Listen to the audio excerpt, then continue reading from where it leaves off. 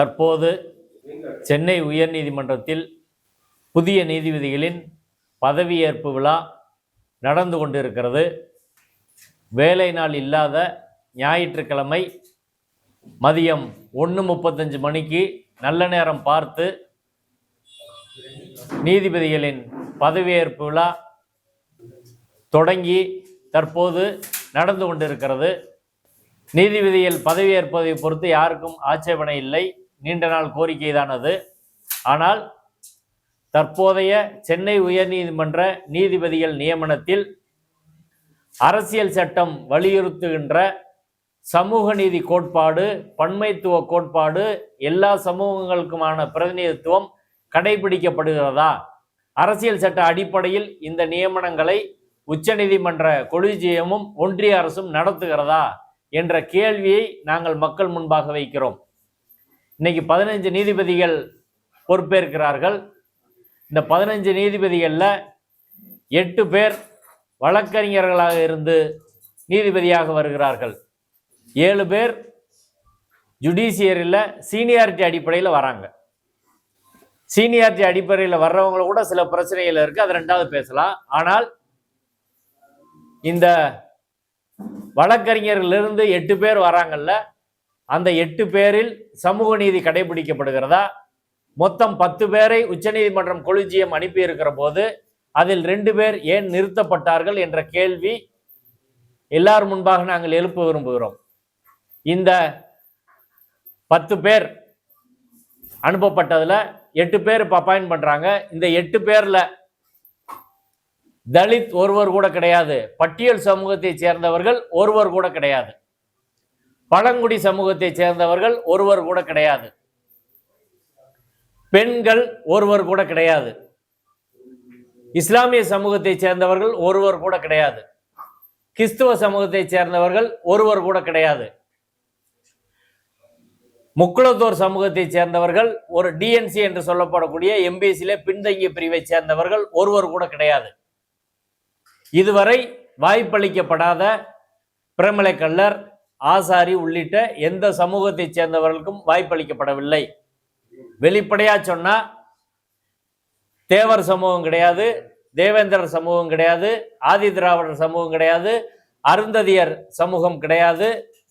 இன்னும் பெரும்பாலான சாதிகள், நீதிபதிகளாக ஆகாத பல சாதிகள் இன்னைக்கு வரையும் அவர்களுக்கு பிரதிநிதித்துவம் வழங்கப்படவில்லை, இதுலையும் பிரதிநிதித்துவம் வழங்கப்படவில்லை. அப்படின்றதுதான் ஒரு வருத்தத்துக்குரிய விஷயம். ஆனால் 2 பிராமண நீதிபதிகள் நியமிக்கப்படுகிறார்கள். பிராமணரோட மக்கள் தொகை 3% கூட கிடையாது. ஆனால் 2 பிராமண நீதிபதிகளை நியமிக்க வேண்டிய தேவை அவசியம் என்ன வந்துச்சு? 8 பேர்ல 2 பேர் பிராமணங்க. இது எப்படி சரி? கிட்டத்தட்ட 25% பிராமணர்களுக்கு இடஒதுக்கீடு போல் வழங்கப்பட்டிருக்கிறது. ஏற்கனவே 8 நீதிபதி இருக்கிறாங்க, இவங்க 2 பேர் சேர்ந்தா இப்போ 10 நீதிபதிகள் இருப்பாங்க. அப்ப பிராமின்ஸ் மட்டும் கிட்டத்தட்ட இப்ப இன்னைக்கு இருக்க ஸ்ட்ரென்த்ல ஒரு 20% அளவிற்கு அவர்கள் மட்டும் இருக்கக்கூடிய ஒரு நிலை என்பது சமூக நீதிக்கு உகந்ததா? அரசியல் சட்டத்தின் பன்மைத்துவம் இதானா? 10 பேர் உச்ச நீதிமன்ற கொலிஜியத்தால் ஒன்றிய அரசுக்கு அனுப்பி வைக்கப்பட்டார்கள். அதுல 8 பேர் அப்பாயின்ட் பண்ணியிருக்கிறாங்க, 2 பேர் அப்பாயின்ட் பண்ணல. அந்த 2 பேர் யாரு? ஒருவர் வழக்கறிஞர் அப்பாதுரை என்பவர், மதுரை உயர் நீதிமன்றத்திலே ஒரு சிறந்த வழக்கறிஞர். அவர் பட்டியல் சமூகத்தை சேர்ந்தவர். அந்த பட்டியல் சமூகத்தை சேர்ந்தவர் பெயர் உச்ச நீதிமன்ற மெட்ராஸ் ஹைகோர்ட் கொலிஜியம் கொண்டு போயிருச்சு. அதற்கு பிறகு உச்ச நீதிமன்ற கொலிஜியம் பரிந்துரை செய்த பின்பு ஒன்றிய அரசாங்கம், மோடி அரசாங்கம், பிஜேபி அரசாங்கம் ஒரு பட்டியல் சமூகத்தவரை ஏன் நிறுத்தி வச்சீங்க? ஏதாவது விளக்கம் இருக்கா?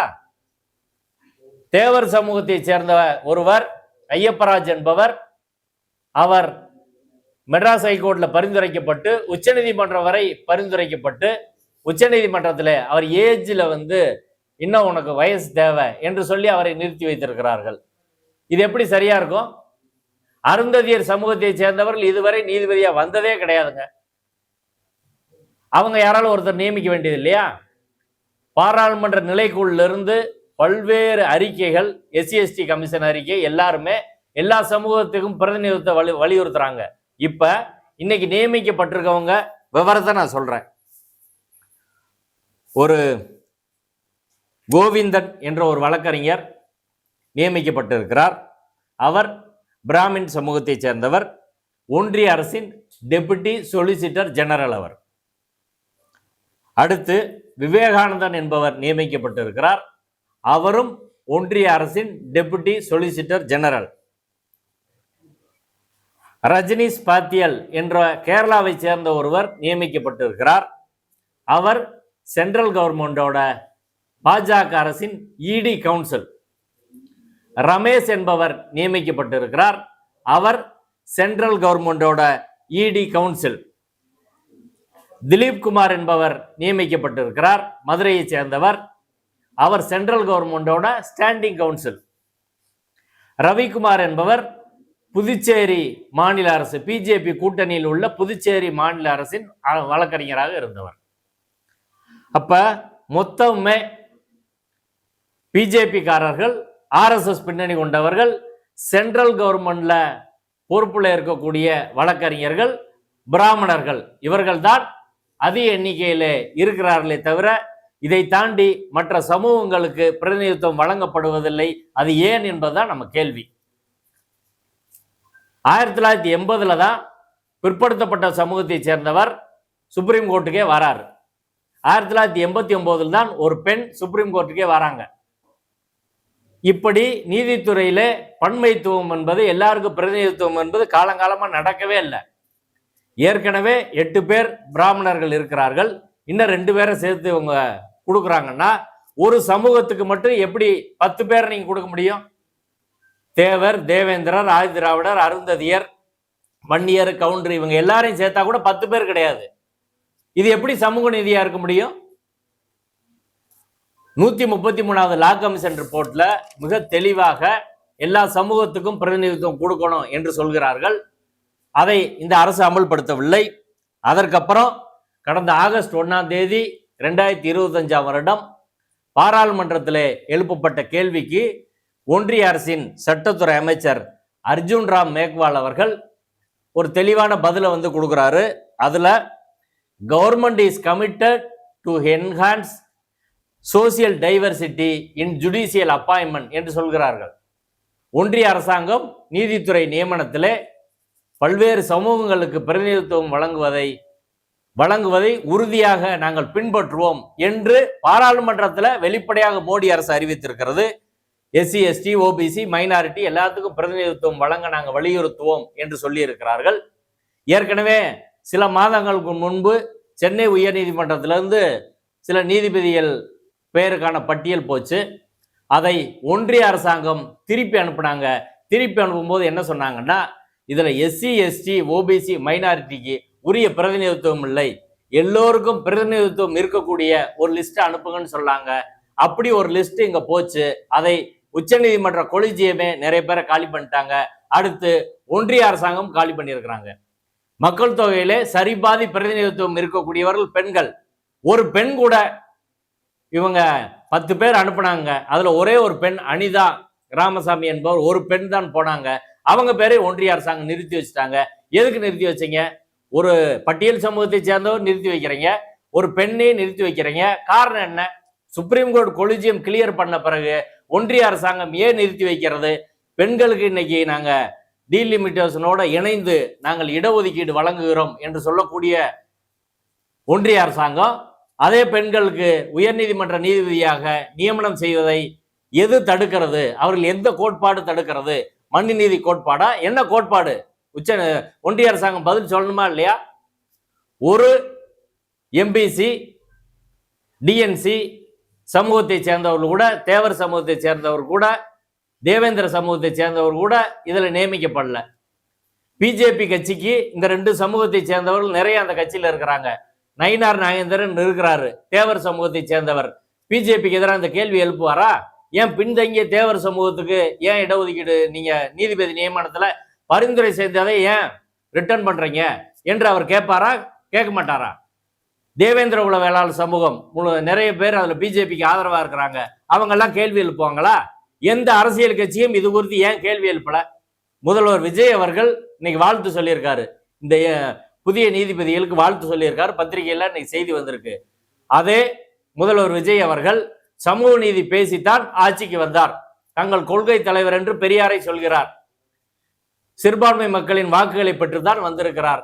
இன்னைக்கு ஒரு முஸ்லீம் கூட கிடையாது, ஒரு கிறிஸ்டின் கிடையாது, ஓபிசிலையும் பிரதிநிதித்துவம் முறையாக கிடையாது, வாய்ப்பு மறுக்கப்பட்ட சமூகங்களுக்கு முறை கிடையாது.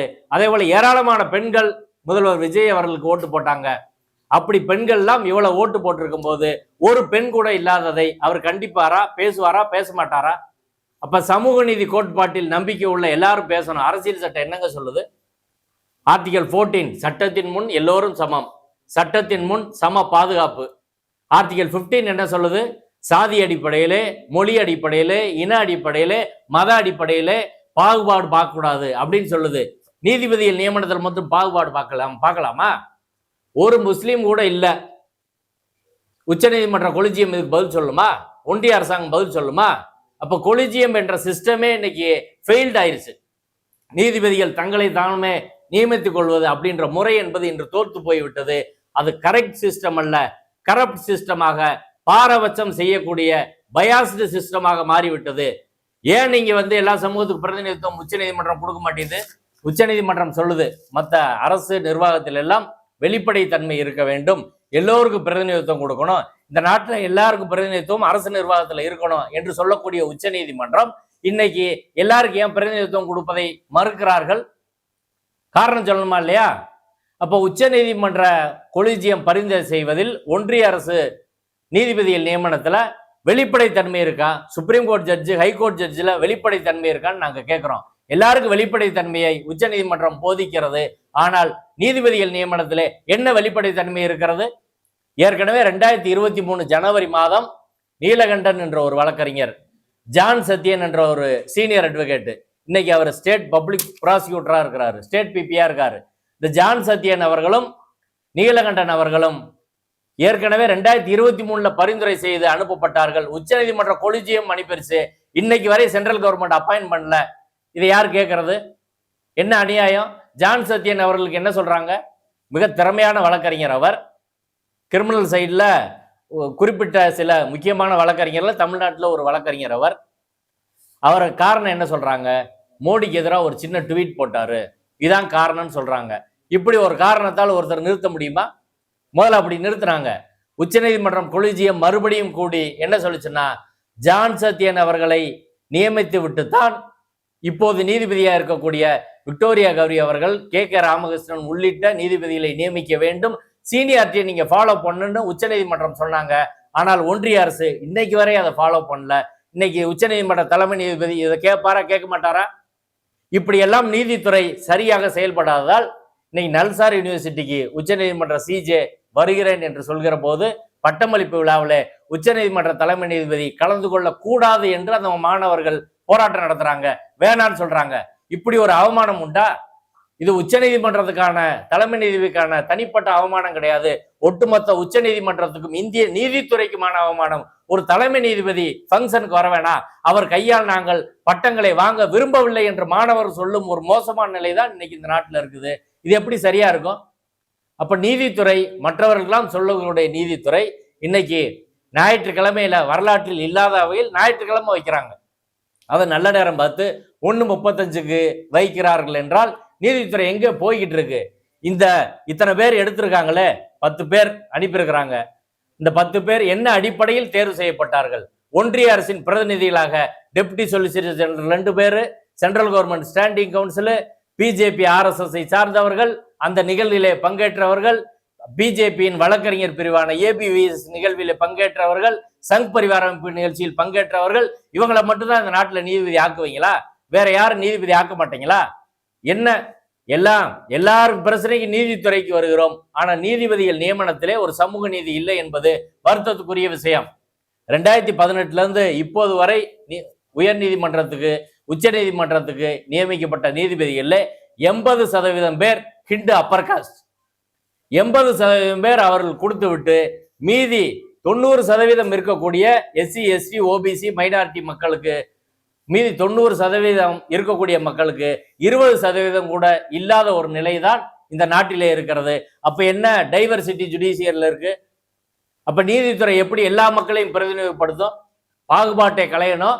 சமூகத்துல பாகுபாடு இருக்கிறது, அதை களைய வேண்டும். சமூகத்திலே சமத்துவமின்மை இருக்கிறது, அதை களைய வேண்டும் என்று உச்சநீதிமன்றம் சொல்கிறது. அரசியல் சட்டத்தின் நோக்கம் அதுதான் என்று உச்சநீதிமன்றம் வலியுறுத்துகிறது.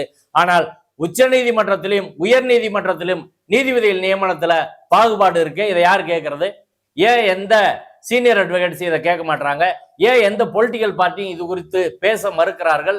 இன்று நீங்க பேசாவிட்டால் இது சிக்கலான ஒரு விஷயம். நீங்க ஒரு அரசாங்கத்தை கூட ஓட்டு போட்டு 5 வருஷத்துல மாத்திர முடியும். ஆனால் நீதிபதிகள் நீங்க பெர்மனண்டா இருக்கக்கூடியவங்க, அதுல போதிய பிரதிநிதித்துவம் எல்லா சமூகங்களுக்கும் இல்லை என்றால் இந்தியாவின் பன்முகத்துவத்தை ஜுடிஷியரி பிரதிபலிக்காது. சரி, எல்லாத்துலயும் ரிசர்வேஷன் இருக்குல்ல, ஏன் ஹையர் ஜுடிஷியரியில ரிசர்வேஷன் இல்லை? ஏன் ஹைகோர்ட்ல ரிசர்வேஷன் வச்சா என்ன பிரச்சனை? நாட்டுல எல்லா துறையிலும் இன்னைக்கு ரிசர்வேஷன் இருக்கு. ஏன் மேல் சாதி இந்துக்களுக்கு 10% இடஒதுக்கீடு இருக்கிறது, என்ன அதுல உங்களுக்கு பிரச்சனை ஆயிடுச்சு? ஏன் அப்ப ஹைகோர்ட்ல வைக்கக்கூடாது? ஏன் சுப்ரீம் கோர்ட்ல வைக்கக்கூடாது? அதுல என்ன சிக்கல் இருக்கு? இப்போ உச்ச நீதிமன்ற நீதிபதிகள் எண்ணிக்கையை 34 38 ஒரு சட்டம் கூட கொண்டு வராம ஆர்டினன்ஸ் போட்டு அவசரமா நிறைவேற்றுறாங்க. அப்படி என்ன அவசரம் இருக்கு? அவசரமாக நிறைவேற்றி 4 நீதிபதிகளை நியமிக்கிறீங்களே, மற்ற சமூகங்களாம் பிரதிநிதித்துவம் கொடுக்கறதுக்கு ஏன் ரிசர்வேஷன் கொண்டு வரக்கூடாது? ரிசர்வேஷன்ல இருந்து நாடு என்ன கெட்டு போச்சு? ரத்னவேல் பாண்டியன் தமிழ்நாட்டில இருந்து ஓபிசி பிரிவுல இருந்து 1980 போனாரு. அவர் கொடுத்த மாதிரி தெளிவான தீர்ப்புகளை, ரிசர்வேஷன் தொடர்பான தீர்ப்புகளை வேறு நீதிபதி கொடுத்திருப்பாங்களா? என்ன ரத்னவேல் பாண்டியன் நீதிபதியா இருந்திருக்கிறாரு. எத்தனையோ பட்டியல் சமூகத்தை சேர்ந்தவர்கள் உச்ச நீதிமன்ற நீதிபதியாக இருந்திருக்கிறார்கள், உச்ச நீதிமன்ற தலைமை நீதிபதியாக இருந்திருக்கிறார்கள். ஜுடிஷியரி கெட்டு போச்சா? அப்ப ஏன் ரிசர்வேஷன் கொடுக்க மாட்டீங்க?